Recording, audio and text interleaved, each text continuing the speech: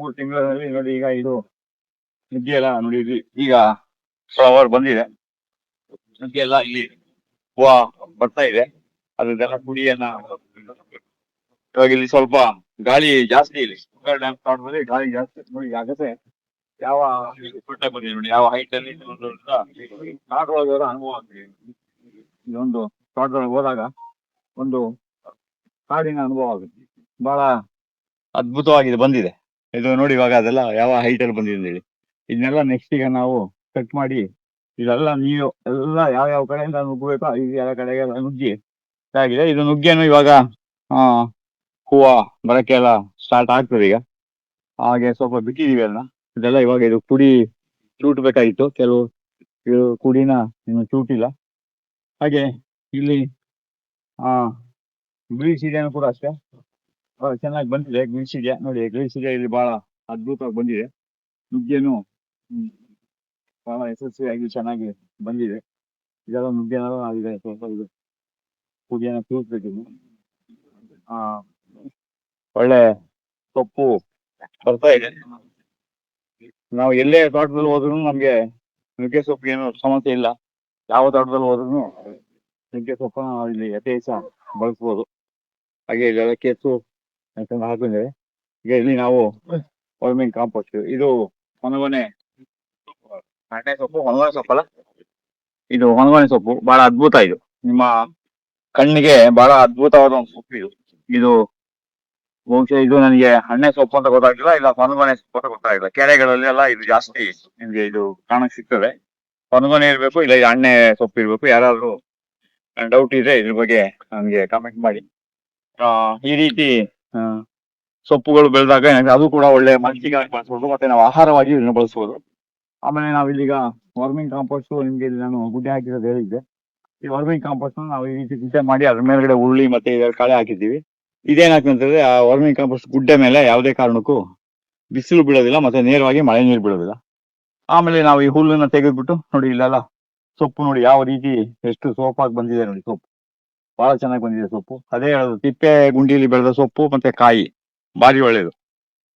ತಿಪ್ಪೆಯಲ್ಲಿ ನಿಮ್ಮ ತಿಪ್ಪೆ ಗುಂಡಿಯಲ್ಲಿ ಅಥವಾ ಬೇರೆ ಕಡೆ ಎಲ್ಲ ಬಿದ್ದಿದ್ದು ಕುಂಬಳಕಾಯಿ ಆಗ್ಲಿ, ಸೋರೆಕಾಯಿ ಆಗ್ಲಿ, ಮತ್ತೆ ಇನ್ ಯಾವುದೇ ಒಂದನ್ನ ತೆಗೆದು ತಿಂದಾಗ ನಿಮ್ಮ ದೇಹದಲ್ಲಿ ಉತ್ಪನ್ನವಾಗುವಂತ ಗೆಡ್ಡೆ, ನಮ್ ಕಡೆ ಮೊದಲು ಕಾಲದಲ್ಲಿ ಎಲ್ಲ ಗೆಡ್ಡೆ ಕಾಯಿಲೆ ಅಂತ ಹೇಳೋರು. ಗೆಡ್ಡೆ ಕಾಯಿಲೆ ಅಂತ ಹೇಳಿದ್ರೆ ಈಗಿನ ನಿಮ್ಮ ಸ್ಪೆಷಲಿಸ್ಟ್ಗಳು ಹೇಳೋದು ಕ್ಯಾನ್ಸರ್ ಅಂತ ಹೇಳಿ. ಕ್ಯಾನ್ಸರ್ನೇ ಗೆಡ್ಡೆ ಕಾಯಿಲೆ ಅಂತ ಹೇಳೋದು.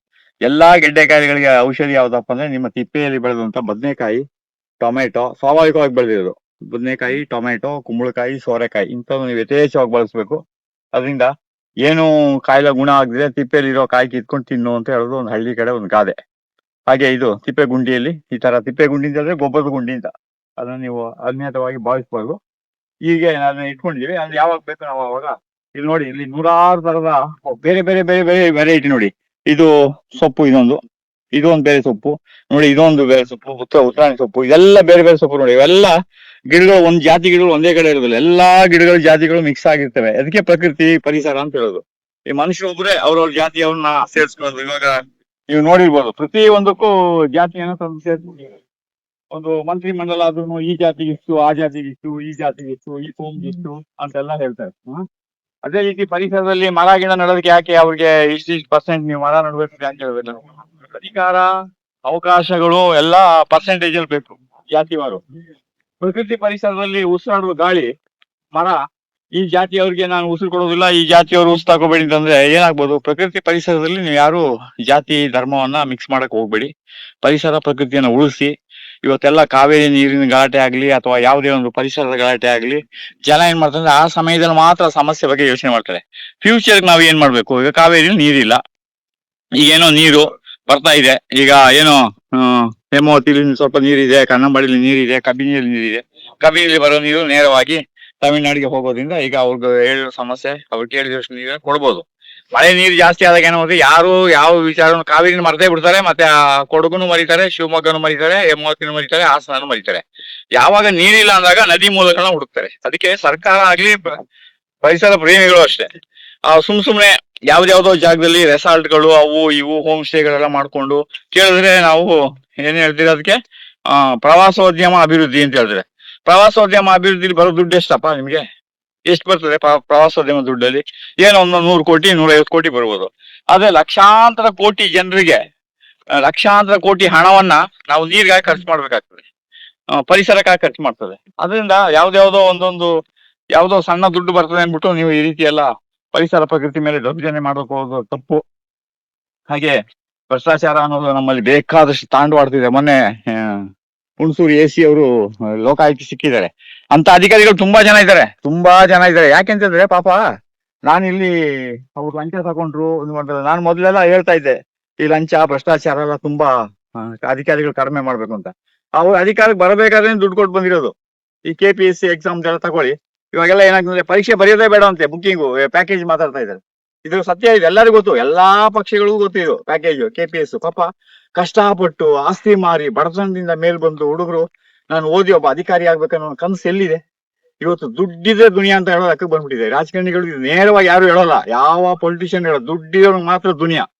ಇವಾಗ ಎಷ್ಟೋ ಮಕ್ಕಳು ಪರೀಕ್ಷೆ ಬರೀತಾರೆ, ತಮ್ಮ ಹಗಲು ರಾತ್ರಿ ಊಟ ತಿಂಡಿ ಬಿಟ್ಟು ಎಕ್ಸಾಮ್ ಫೀಸ್ ಕಟ್ಟಿ ದೊಡ್ಡ ದೊಡ್ಡ ಸೆಂಟರ್ಗಳು ಸೇರಿ ಕಷ್ಟಪಟ್ಟು ಓದಿ ಬಂದಿರೋ ಮಕ್ಕಳಿಗೆ ಇವತ್ತು ಉದ್ಯೋಗ ಇಲ್ಲ. ಅಂದ್ರೆ ಯಾಕೆ ಉದ್ಯೋಗ ಇಲ್ಲ ಅಂತಂದ್ರೆ ಅವ್ರ ಹತ್ರ ಕೊಡ್ಲಿಕ್ಕೆ ಹಣ ಇಲ್ಲ. ಇದು ಈಗಲೇ ಅಲ್ಲ, ನನಗೆ ತುಂಬಾ ವರ್ಷದ ಅನುಭವ ಇದೆ. ಇವತ್ತೆಲ್ಲ ಒಳ್ಳೊಳ್ಳೆ ಉನ್ನತ ಅಧಿಕಾರಿಗಳು ಯೋಗ್ಯರಿಗೆ ಇವತ್ತ ಜಾಗ ಸಿಕ್ಕಿಲ್ಲ. ಇವತ್ತು ಬಹುತೇಕ 90% ಅಯೋಗ್ಯ ಕೂತಿದ್ದಾರೆ ಅಲ್ಲಿ ಜಾಗದಲ್ಲಿ. ಯಾರು? ರಾಜಕಾರಣಿಗಳ ಬಂಧುಗಳು, ದುಡ್ಡಿರೋರು, ಶ್ರೀಮಂತರು ಮಕ್ಕಳು ಕೂತಿದ್ದಾರೆ. ಶ್ರೀಮಂತರು ಕೊಡ್ಲಿ, ಬೇಡ ಅಂತ ನಾನು ಹೇಳ್ತಾ ಇಲ್ಲ, ಮೆರಿಟ್ ನೋಡ್ಬೇಕು. ಇದೆಲ್ಲ ನಡೀತಾ ಇದೆ. ಈ ಭ್ರಷ್ಟಾಚಾರಕ್ಕೆ ಕೊನೆನೇ ಇಲ್ವಾ ಅಂತ ಬೇಜಾರಾಗ್ತದೆ. ಇದು ಮುಂದೇನು ಸರಿ ಹೋಗ್ತದೆ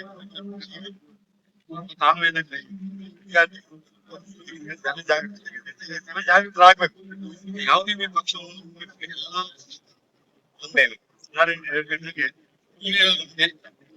ಬೇರೆ ಪಕ್ಷದವರೆಲ್ಲ ಬೇರೆ, ಅವ್ರ ಚಿಹ್ನೆಗಳು ಬೇರೆ. ನಿಮ್ಗೆಲ್ಲ ಒಳ್ಳೇದಾಗ್ಲಿ. ನಮಸ್ತೆ.